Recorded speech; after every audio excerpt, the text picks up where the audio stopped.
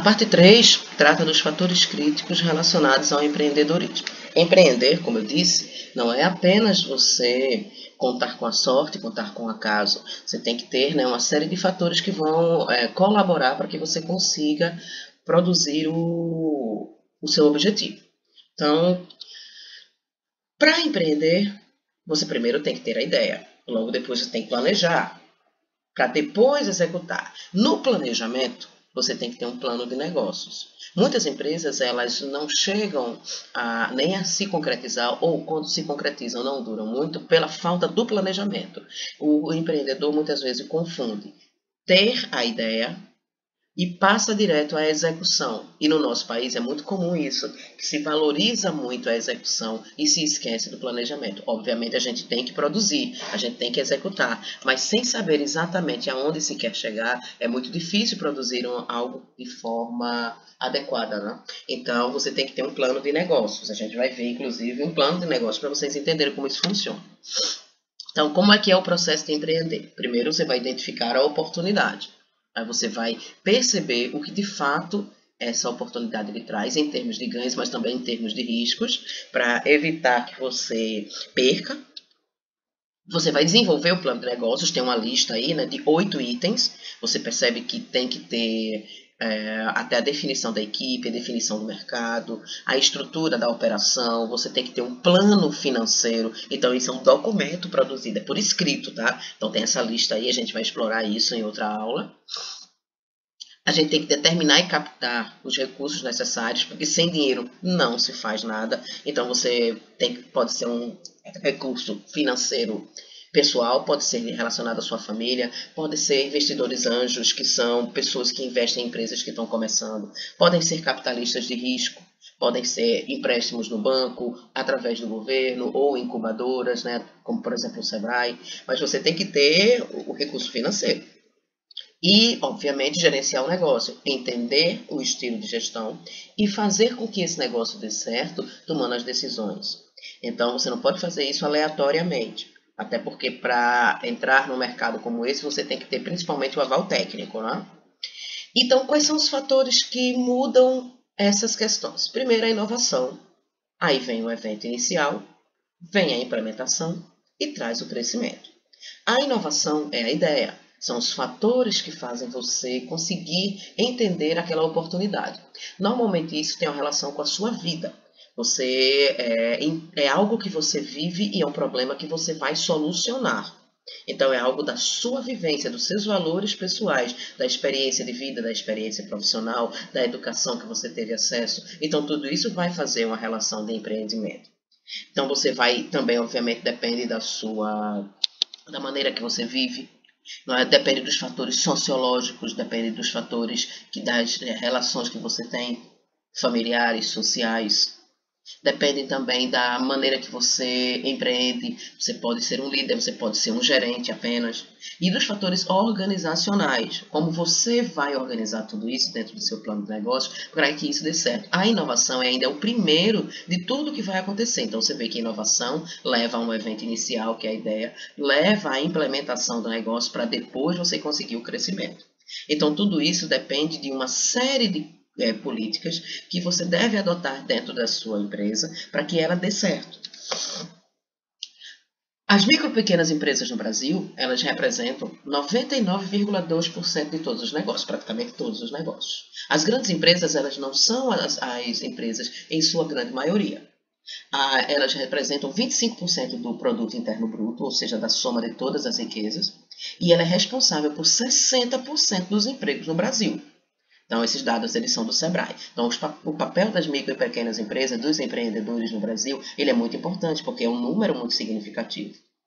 Tá? E o que acontece? Por que as empresas elas têm morte prematura? Porque as pessoas, né, que empreendem não conhecem o mercado, não têm capital de giro, a concorrência é mais ágil que ela tem o desconhecimento técnico, coisa que eu tenho debatido muito aqui, falando que você tem que ter o conhecimento. Muita gente segue moda, e a moda ela não pode ser seguida 100%. porque não é uma oportunidade, é apenas uma onda que está acontecendo. Muita gente tira o dinheiro da empresa para despesas pessoais, né, o que está errado, você não pode sair sacando, né, porque, como se diz popularmente, apurado não é lucro.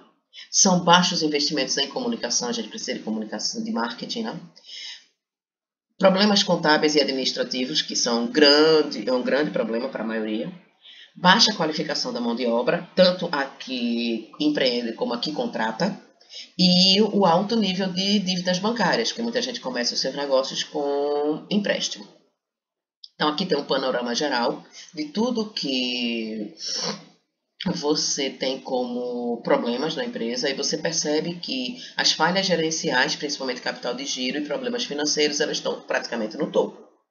Então, você percebe que as questões, maioria das questões que estão nessa lista são relacionadas a dinheiro. Então, você vê que é mal pagador, recessão econômica, falta de crédito bancário, carga tributária elevada. Então, você sempre vai ver, dentro dessa pesquisa, você percebe que sempre vai ser isso, que sempre é relacionado ao dinheiro. Por isso que eu falei no slide anterior, na parte 2, que querer não era poder, que tinha que ter recursos. Então, você percebe aí que as empresas, elas, por estado, elas não sobrevivem tanto assim. Então, você vê que, por exemplo, em Roraima, você tem um crescimento, uma sobrevivência muito baixa, de 49%, e o maior crescimento, a maior sobrevivência seria no Espírito Santo. Então, você vê que, em média, no Brasil, a sobrevivência da empresa é de 78%, ou seja, 25%, 22% das empresas tendem a falir. E isso é importante a gente ter em mente, né? Porque é um alto risco. Então, essa taxa de sobrevivência, ela varia também de acordo com o setor. Você percebe que existe uma diferença entre indústria, comércio, serviço e construção civil, não é? Mas a gente está aí na faixa entre os 66% e 75%, mas é uma taxa de insucesso grande, né? Na faixa de 35% a 25% de insucesso, o que é muito ruim. Então, 58% das pequenas empresas de grande porte, 50% das empresas de pequeno porte, elas fecham antes dos 5 anos. A maioria por problema financeiro, falta de planejamento, falta de conhecimento técnico. Então, esse índice ele vai subindo à medida que os anos passam. Teve uma mudança pequena aí de 2009 para 2010, né? Porque em 2009 era 62 e em 2010 era 58. Atualmente, as empresas no Brasil têm uma taxa de insucesso de 75%, é muito alto. E isso advém, primeiro, da falta de clientes, da falta de capital, do problema da concorrência, da burocracia e dos impostos. Mas tudo isso aí tem a ver com financeiro. O Sebrae diz que o primeiro é a falta de planejamento. O outro, a não adoção de técnicas de marketing, que é necessário que a gente conheça a sua empresa. E o outro, a falta de avaliação de custos e de fluxo de caixa. As pessoas muitas vezes estão trabalhando, pagando para trabalhar e não percebem, acham que estão empreendendo.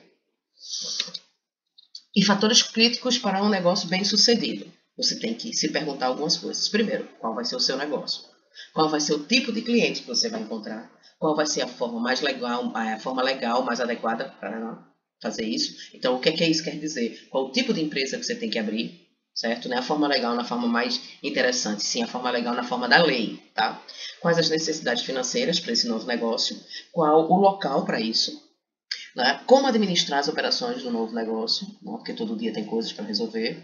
Como produzir bens e serviços dentro de um alto padrão. Obter conhecimentos profundos para o mercado e para a concorrência. Dominar o mercado fornecedor, né? A gente tem que dominar o processo produtivo. E também tem que entender como vai vender, como vai promover esses recursos, que a gente volta para o marketing, e como a gente vai encantar o cliente. O cliente ele tem que achar que o seu produto é o melhor que existe, né?